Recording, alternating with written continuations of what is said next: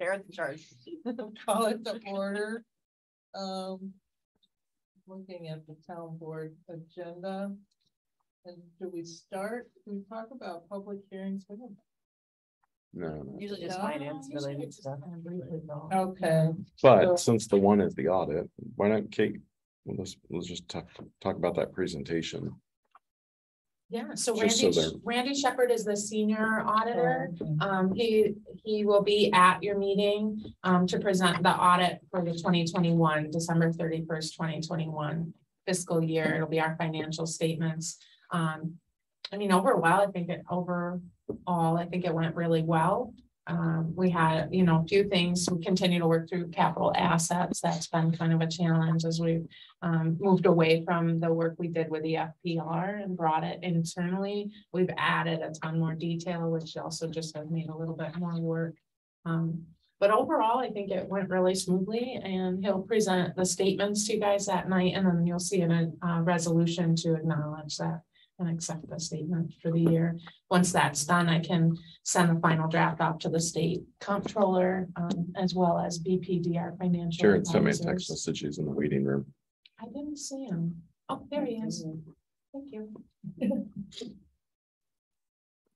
should be popping in here. There he is. All right. Thanks for a text message. We got you.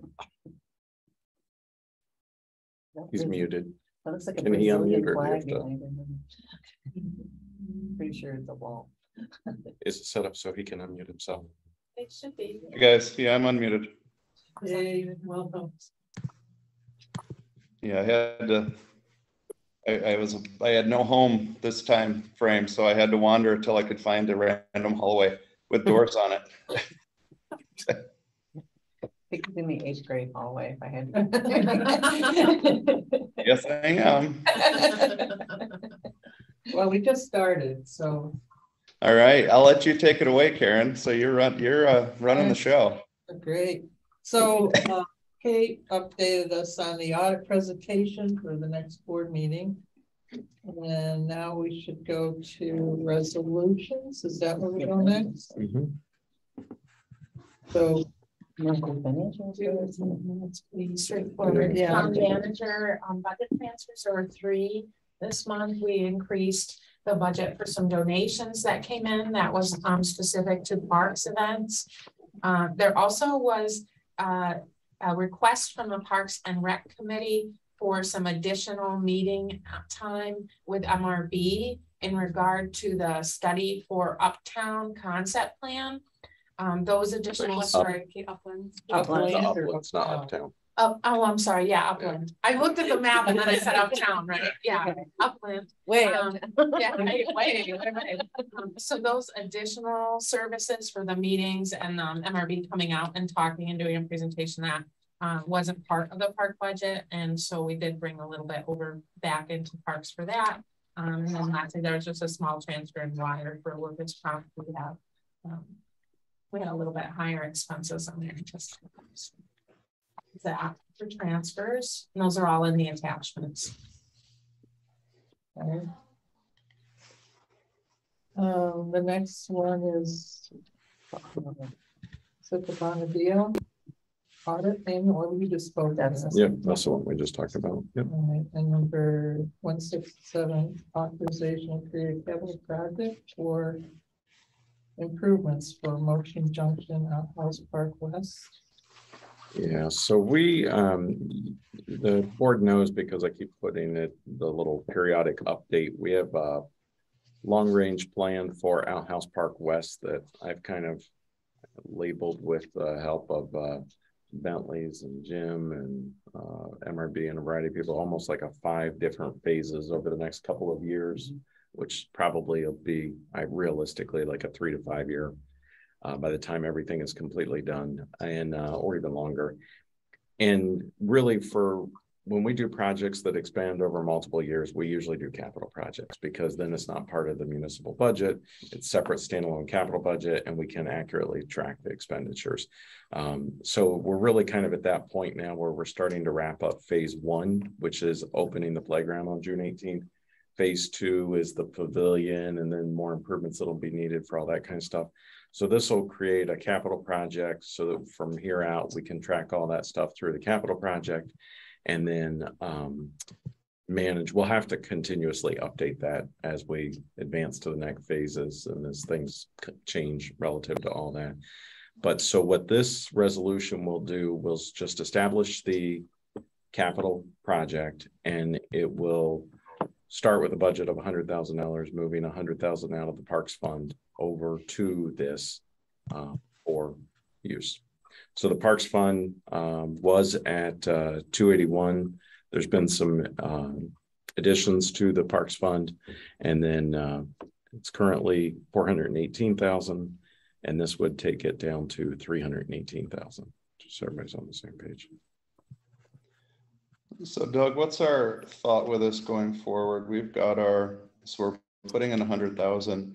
What are we looking at it from our end?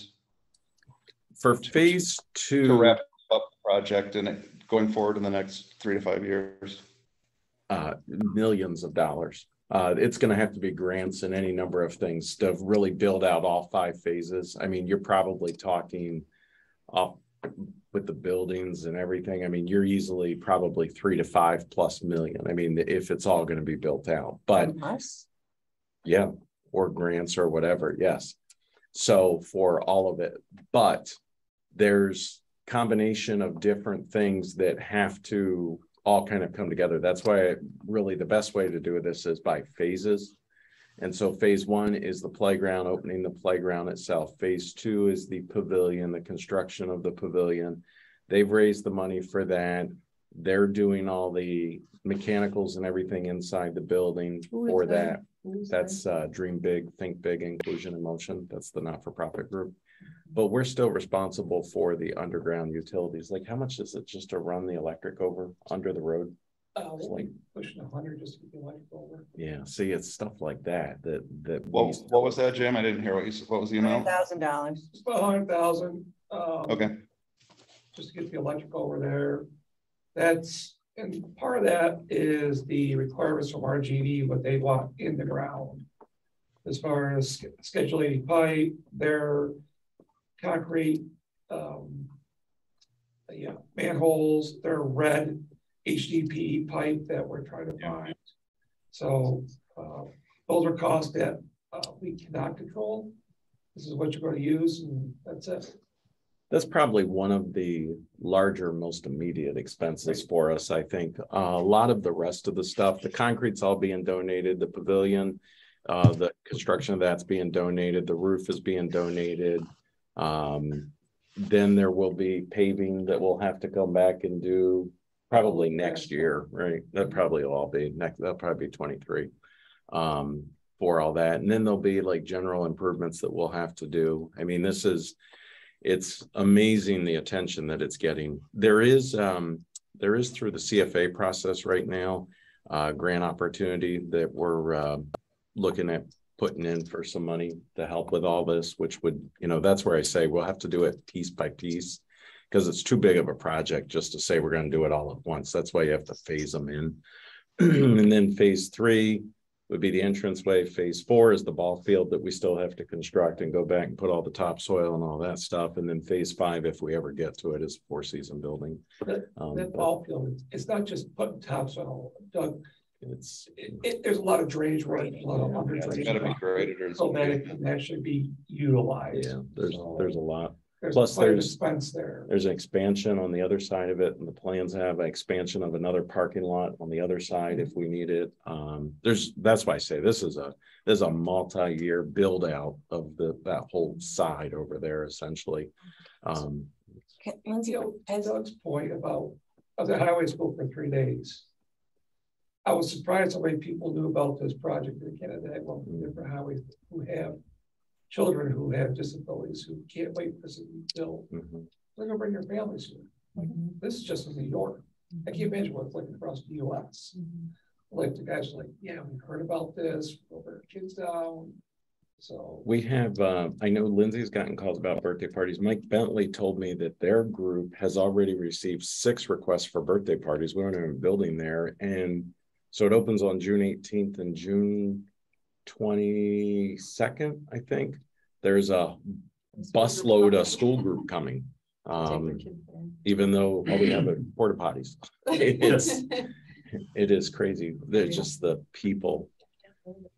I stopped Tuesday night I stopped, and there was a state trooper sitting in the driveway there, and I was talking to him, and he and his son have been watching it, can't wait for it to open. He said they've been talking about it at Troop B. It's amazing the attention that it's getting. So I think it's a great project and I'm excited to see it built. My only concern is coming from the Parks Committee. When this was originally presented, it was presented as a, hey, we're going to raise millions of dollars to build this. Can we use your land for this? And I'd like to hear views from the Parks Committee, how this fits in with their upcoming priorities, where they want to be spending money. And I believe, at least from my perspective, there's a little bit of a disconnect between what was anticipated for the cost of this project when it got started and where it's ending up. I just want to make sure that that jives with what works with the Parks Master Plan, the Trails Master Plan, and the Parks Committee's goals going forward. From the very, very beginning in 2016, we've always said that the town of Canandaigua is responsible for everything at grade and below. I understand. And that they're raising the money for everything at grade and above.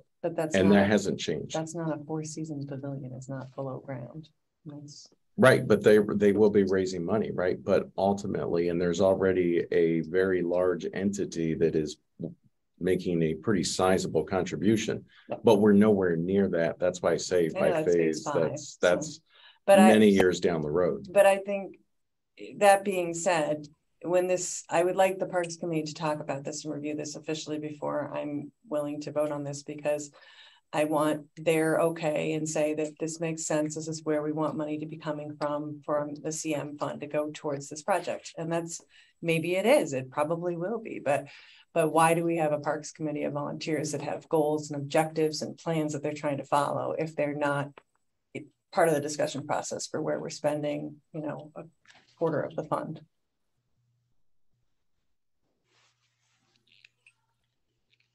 So that's, I guess, what's your goal with the outcome? I would like to hear the Parks Committee's opinion on if this makes sense for them. That's all. And if it doesn't, what then we need to do. I don't know. We need to discuss some other option if the Parks Committee doesn't think that this is where money should be spent. They have goals and objectives and plans, I don't think it interferes with that though. Not necessarily, but it's just something that, coming from the very beginning of this process and seeing how it grew, I like their input on this before I vote on it. So what you want to do with respect to the committee, the Parks Committee, their input should be taken into consideration. Have they not talked about this at all? It's hard for me to believe they haven't. I've had discussions with other members of the Park Committee who have been surprised at the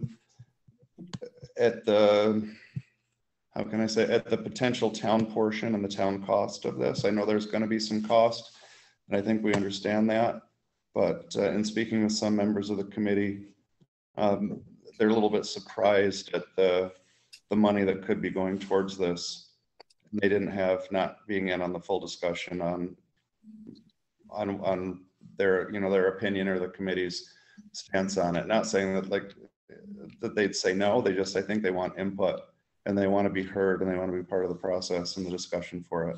So they know, so they're not surprised when they see something come through. It's like, whoa, wait a minute, I didn't know that we're spending or appropriating this money when we're the Parks Committee and we didn't just give our okay, which they'll probably do, but to give our okay for this before it happened.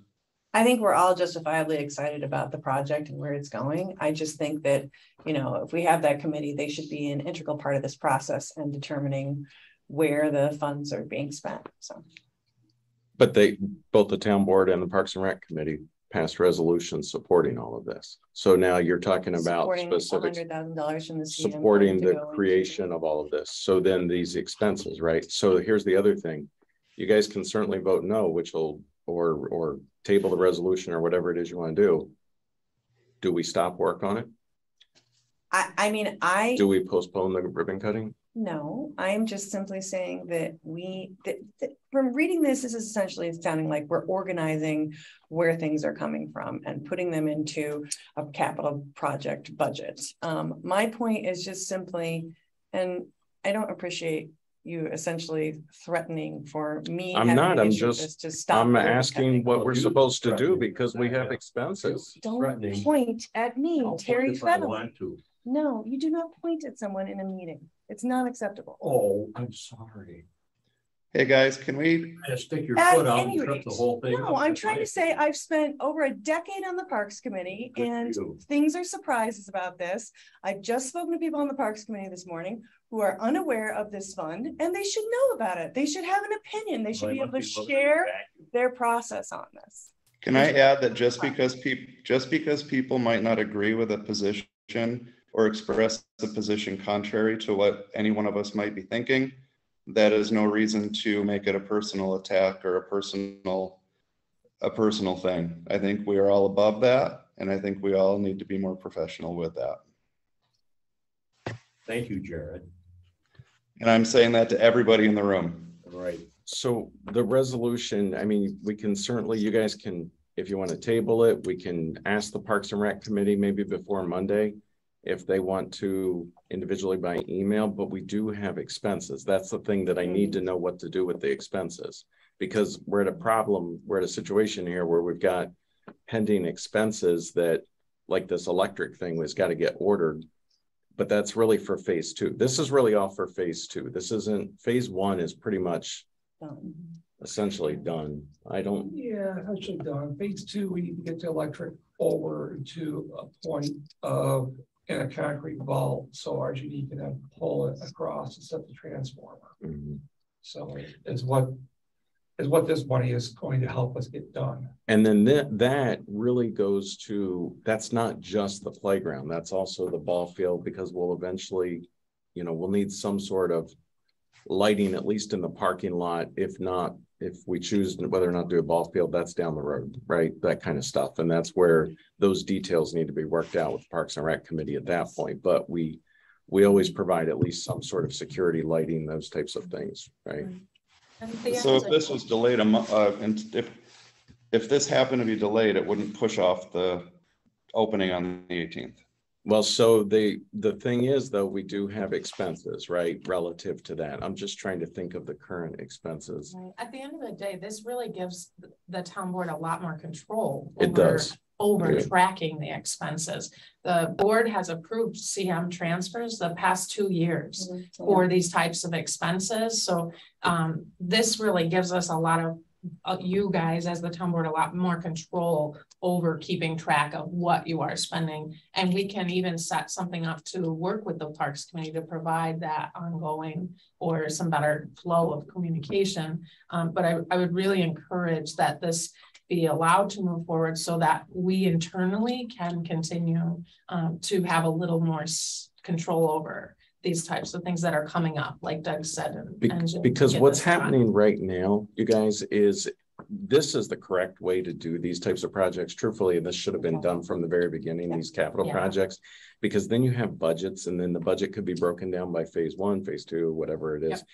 And then even with this, we can go back and we can add the revenue and expenses for all the stuff that we've done to date. So we have a very accurate picture I have of the no expenses. issue with the creation of a capital project. That makes a heck of a lot of sense in Right. every way. It's simply the fund transfer that for me that I just simply want the park committee input on whether or not that is what their priority is. It probably is, but I just want their officially to be part of this process. And I know, having been there, that they have not felt that. And that's what a discussion I had this morning also mirrored. So. Well, what if we changed it to 10,000?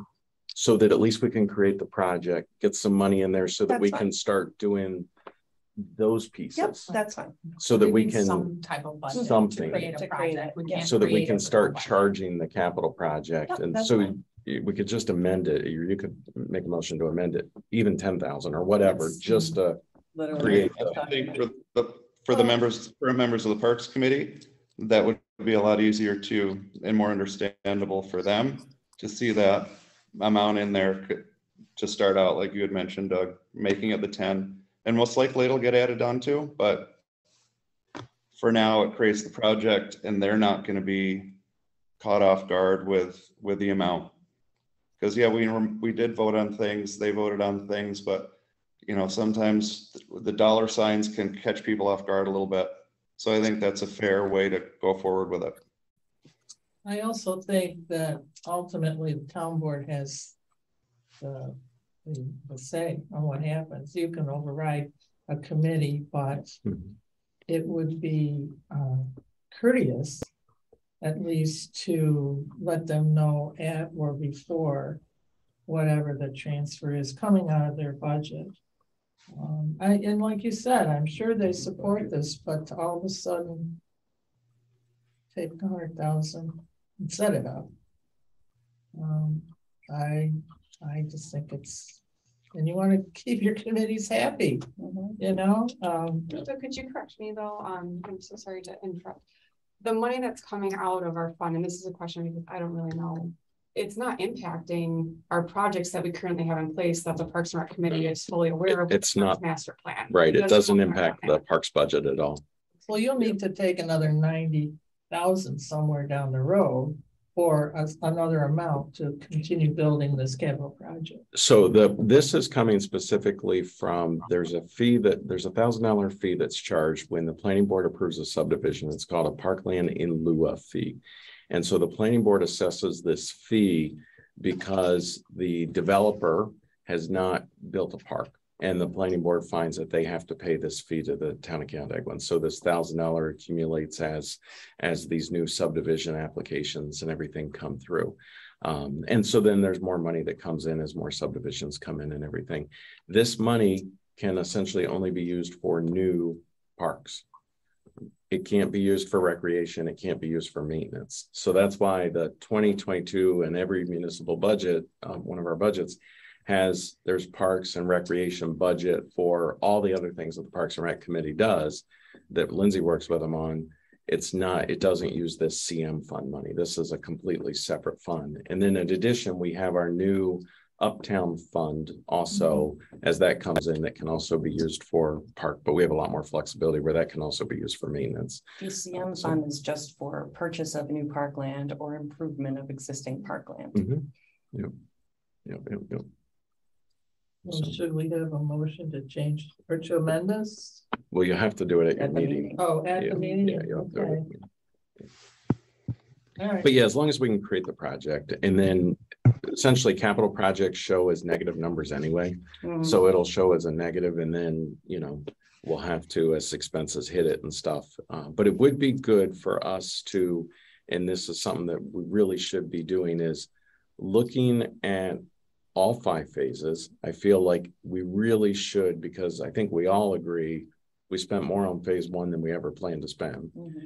And then we need to have appropriated budget for phase 2, 3, 4, and 5 in what we anticipate the town's contribution to be, whether it's the CM fund or some other source, including grants, which we could go after for the different, as well as basically the in-kind contribution that the team is raising. That's what's been missing, and it's been very, very difficult because it's been so fluid with all of this. Yes.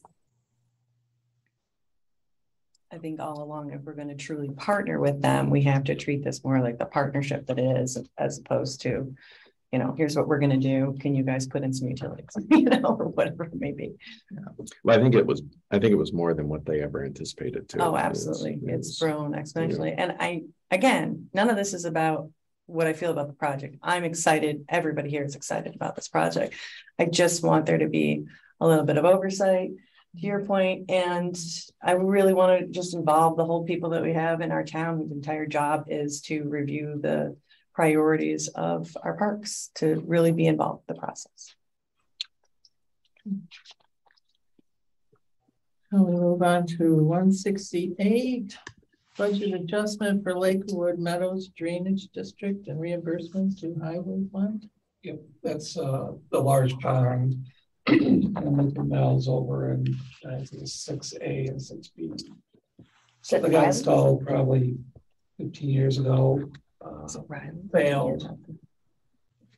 just when it was built. So we had to dig it up and repair what was not working for the stormwater drainage. Which pond is this? I'm sorry, I It's didn't the hear. large one behind the gazebo. Oh, or in the middle of Riley's. Yeah. So, yeah, this, I don't even know where that pond is. I know where the gazebo is in Riley, so there must be Right in front of one. it. Yeah, so Between there and the you lake. really, unless you walk behind somebody's house, you don't necessarily see it. Yeah. Okay, From the top down. from the top down, yeah. Okay. But that's coming right out of the district's funds, Yeah, correct? Yeah. yeah. So, Okay. as well it should. So. We hadn't anticipated any maintenance and this No. was an emergency, so we need to appropriate funds for the maintenance and we need to reimburse the highway department for the work they did there. Okay. So Was it was built incorrectly, you said? I don't necessarily have a good answer for that. I'll just say maybe it wasn't installed the way it was supposed to be installed 15-ish years ago. So we'll leave it at that. Okay. Very political Yeah. answer. Thank you. We'll just leave it at that. Okay, number 169, amendments to fee schedule. I think that's Jean. Hey, everybody. Can you hear me okay? Yeah. Okay, great. So this is the amendments to the fee schedule. Majority of it is based on our, excuse me, the conversation at the last town board meeting. Kate, do you have that up, the attachment?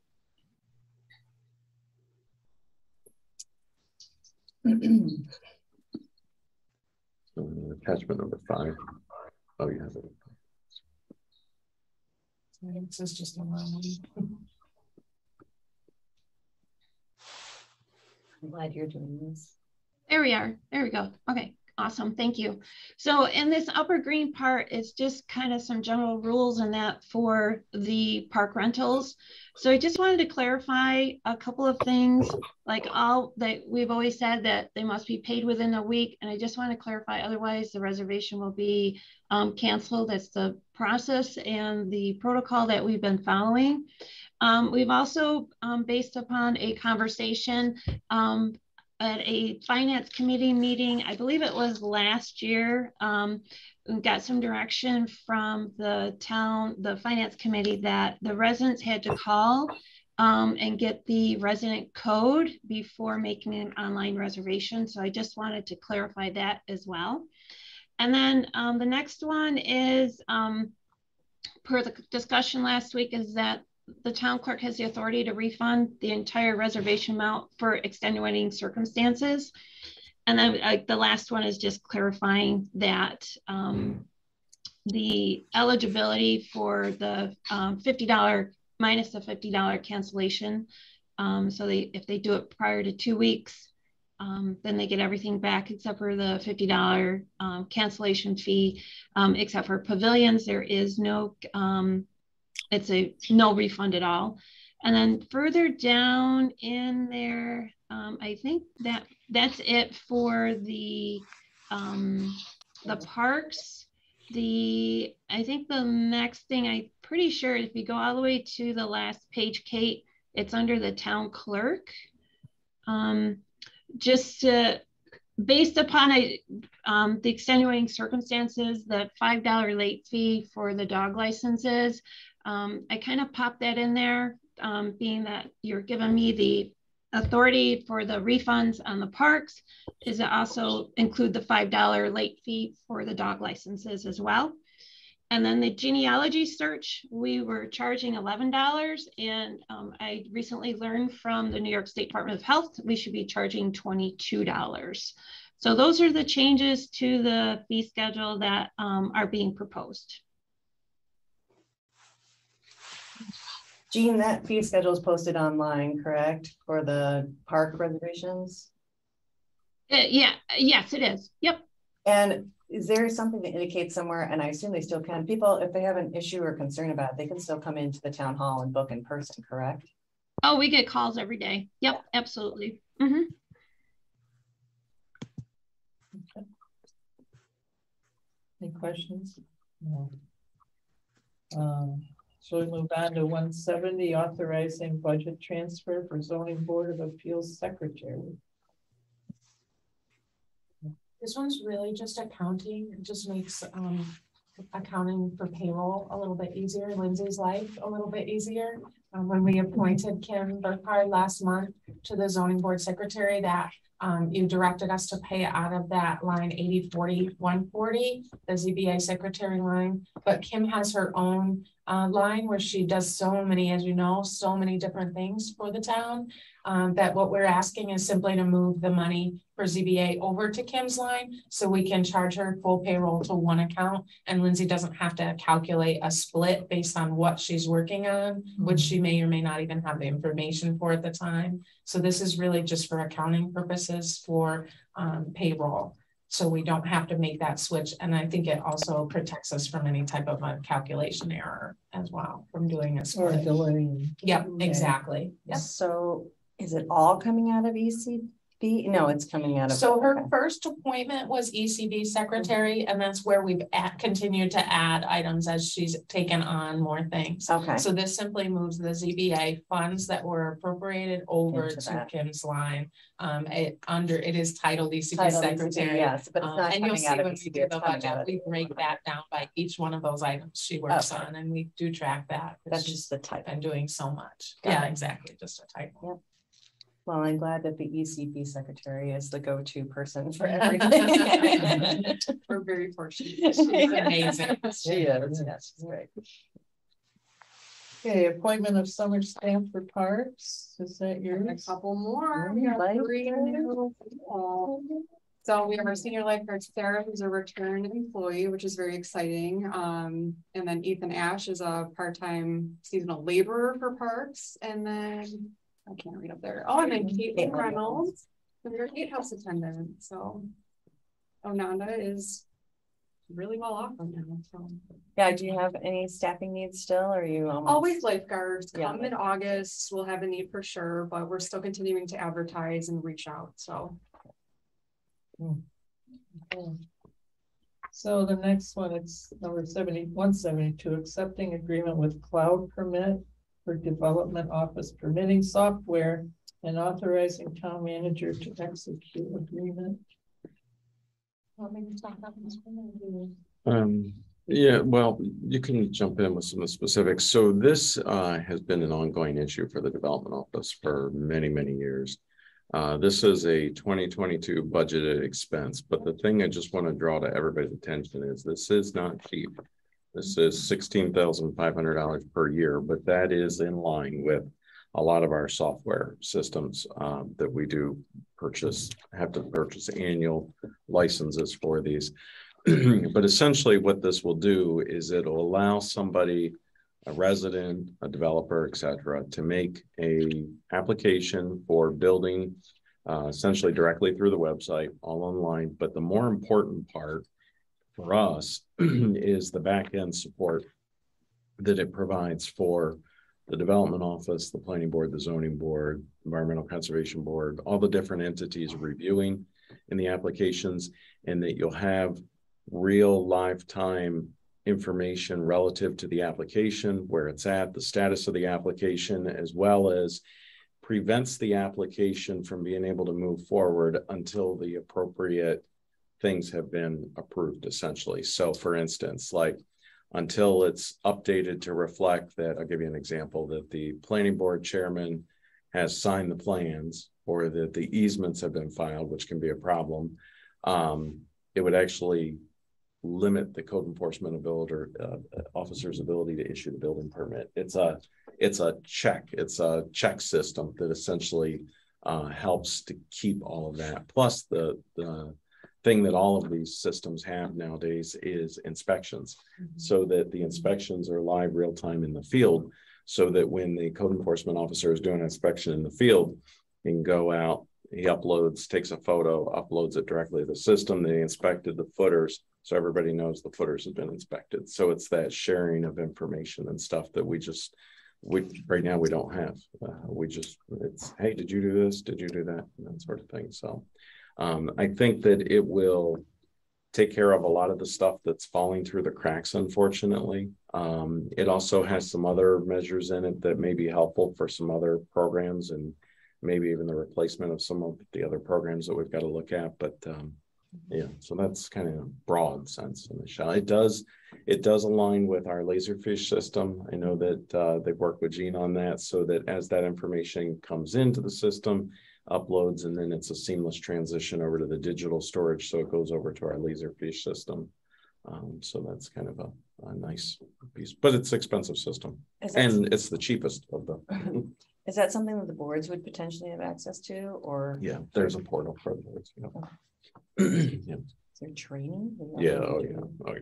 Yeah. If you can share that with the ECB or whoever's doing, you can share that with the Well, ECB. yeah, there after will you be. figure it out. They'll have to, after we get it, and Yeah. then they'll have to start using it. They'll have Of to course. actually find a date when they actually go live with that, Yeah. and they'll be, training on all that. So that's probably, I would guess at least a 6 month down the road. Yeah. So this is a 5-year initial? Mhm. That's actually why we're bringing it to the board. If it were just a 1 year, it is under the threshold for the procurement policy, and Shauna did obtain 3 quotes. So if it were just a year, she would, as well as the budgeted appropriation, as Doug said, for this year, she would be able to move forward. But the 5-year agreement is really the piece that's bringing it to the board.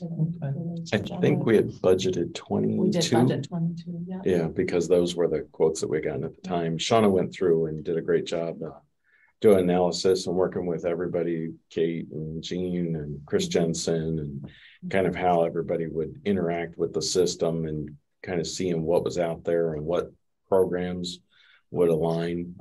There's another system that we had previously looked at that aligns with our Tyler Technology system, but we found that really wasn't, it didn't have all the functionality that this system has. This is designed specifically for municipalities. So, a few years ago, we had one that we tried, and it was a complete failure. But it was a prototype that we were working with the company on, and it didn't work out. So Things have changed a bit. Yeah. In Beta the field. users. yeah, right, exactly. What other questions can we answer on that?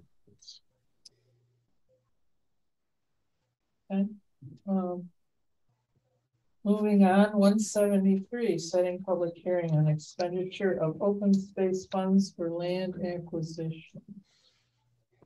Yes, so this is for the purchase of the piece of property that we're doing.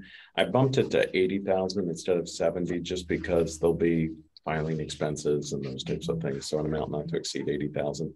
But technically, to use money out of the open space fund, we have to hold a public hearing, and then there's a permissive referendum period that we have to wait for before we can actually withdraw the money. So that's what that's for. That's the 8 acres that we're purchasing for the 69.9. We need to give it a name so we know what we're talking about. So just that property over Right. by McJanet Yeah, Park. exactly. You know, like The McJanet Mother's North Day or something. Right, exactly. Has Mother's Day property. No, we have it. I've intentionally not been using the name because the family had actually asked that it be named on behalf of them, but because we paid full price, I think that, Jared, I think you and I had talked about that too, because it was full price. We weren't crazy about offering up the naming rights. And naming, you have to be at least half price for naming rights. Kidding. That's the official. Okay, good to know. Kidding. Okay, number 174. Yeah, I think this was it for the finance. Do you guys want to go through the rest of them? That's up to you. I think the others are public hearings. Had a couple of public hearings and nothing more financial related. Revow with the assessor. It. Yeah. A lot of public hearings. Under general 181, what is the reason for changing the board meeting? That's all you had, like, and Jared. Jared, why are we changing the September board meeting? There's a prior commitment that starts in Buffalo at 7:15. Oh, I remember. So Never mind. And as Adeline and I were talking, that gives, so Terry doesn't have to stress about being back home in time. And so I don't have to stress about trying to figure out how I'm going to make it to Buffalo, because I might have purchased tickets for that game. In full disclosure. Now I recall, okay. We actually, just looking at these again real quick, we might want to touch on 183, 184, and 185, just Yeah. I was just quickly. looking at those. So 183, we had made application, make sure I'm looking at the right one. Yeah, last year for the water meters replacement. And we didn't get the grant, but we did a post, we always call them a postpartum after we didn't get it. We did, and we got really good feedback on ways to improve it from the state. And so the intent is to resubmit that grant application, and we feel really good about our chances based on the information that we got last year about it. And I think was it 2,500? Yeah, This one's yearly, the yearly grant. This grant comes out. This one currently falls under the CFA process, but we never know, because that's when all the departments put up different programs and stuff. But it did come up this year specifically for the water meter replacement. So that's that one. The next one. 184? 184, yes. So as you all know, we have and this is actually not all that's different from, sometimes these projects take on a life of their own, these gateway signs. So we created a gateway sign team that went out, they designed the sign, you guys approved the sign. We ordered the signs, we got the signs, we need to get the signs on the ground. In looking at the priority identified locations that the gateway team has come up with, most of them require some sort of easements from the property owners. Combination of either right-of-way and or easements, but most of them are involved, need some sort of easements to install the signs. So this would actually be a budget amendment to this project, increasing it by $5,000, because the cost for the mapping services and creating all of these easements and creating the maps so that we can show the landowners where exactly we need the easements and everything. The quote that we've got here is $9,375. And so they have a little bit of money left in their project fund, but the H34 project fund, but this would increase it by $5,000.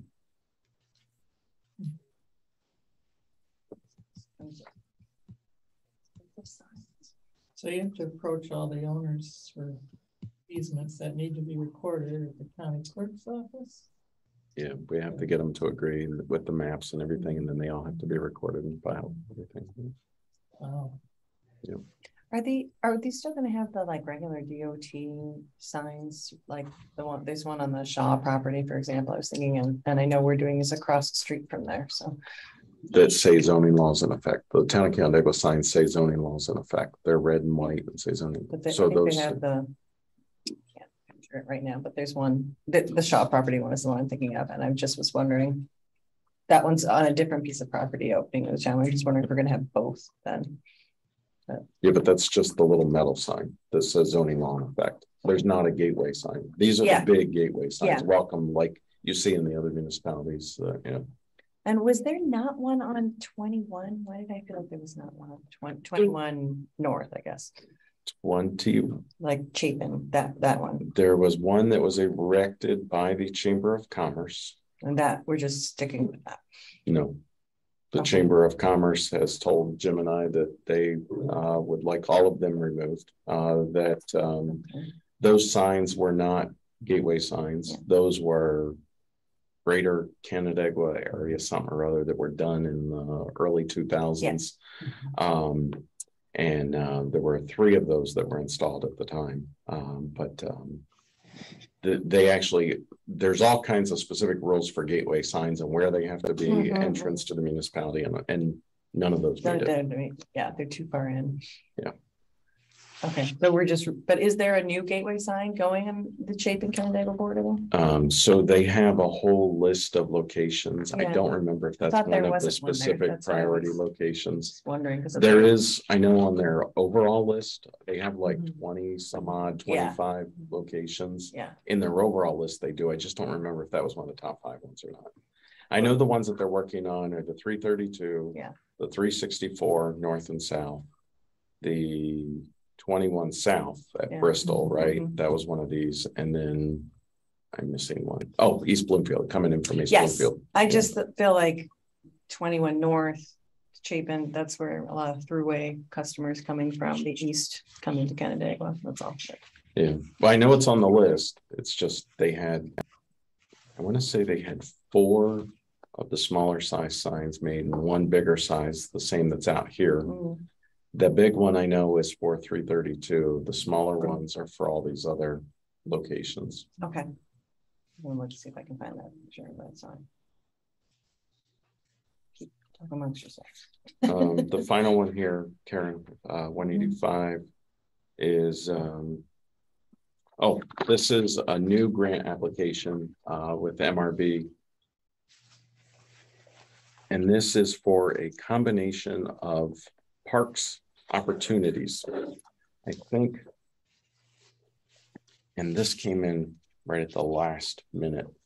But this would be for a series. If you remember, well, some of you weren't here.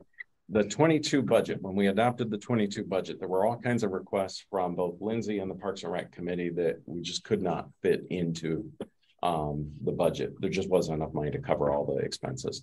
So at that point, I actually created, in the budget, there's actually a 2-page list of all of these items and said, let's go after grant money to help fund these initiatives. That's essentially what this would do. This resolution would authorize us to utilize MRB to make a grant application for $500,000, and the cost is $7,500 for a series of those improvements that have been identified that originated with the Parks and Rec Master Plan, but then from the Parks and Rec Committee and from the town board at the time. And they fund up to 50%. Mhm. There's only one more on the list. That's on erosion control, right? It's getting excited over there.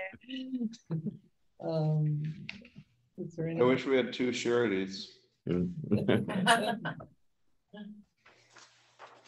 Anything else? Can we, and everybody can stay, but if we could just move into a quick executive session so we could stop the recording, please, relating to proposed land acquisition, We need a motion. please. I'll make a motion. I'll second. All in favor? Aye. I I- Oh,